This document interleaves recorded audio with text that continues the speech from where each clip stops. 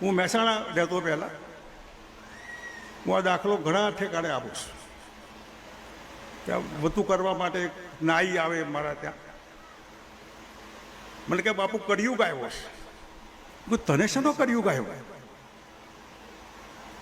કે મારી બાજુમાં એક પટેલે સલૂન દુકાન ખોલી હજામતની.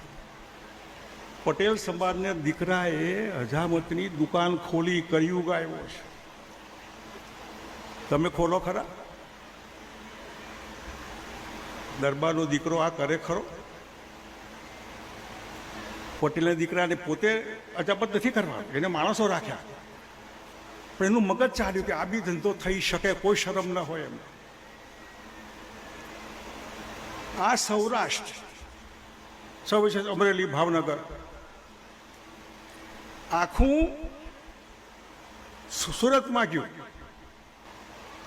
અને સૌરાષ્ટ્ર એટલે પાટીદાર સમાજ.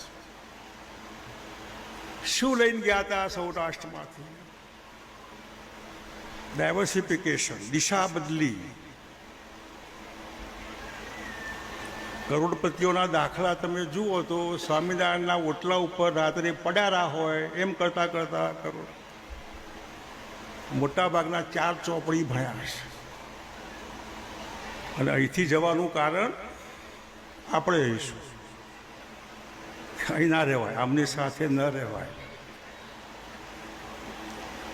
એમને પ્રયાણ કર્યું, સુરત સુખી થયા. જાડેજા સમાજ ગોંડલથી અટકી ગયો, કેમ આગળ ન ગયા? સમાજમાં કોઈ દુઃખી નહોતા એવું નહીં, સુરત કોઈ નથી જોયું એવું નહીં, સુરતના પાટીદાર સમાજના સંબંધો ન હોય એવું નહીં, કોઈ ઓળખાણ નહીં ગયા.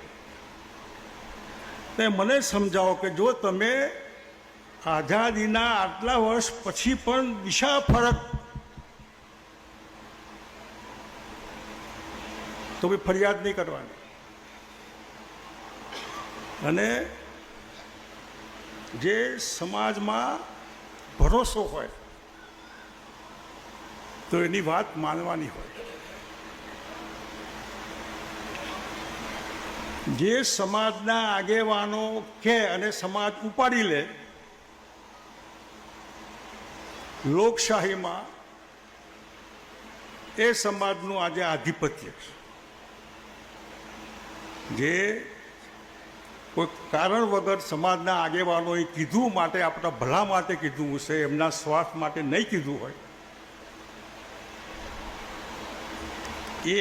એ સમાજ, એ પાટીદાર સમાજ હોય, જૈન સમાજ હોય, દલિત સમાજ હોય, કોળી સમાજ હોય,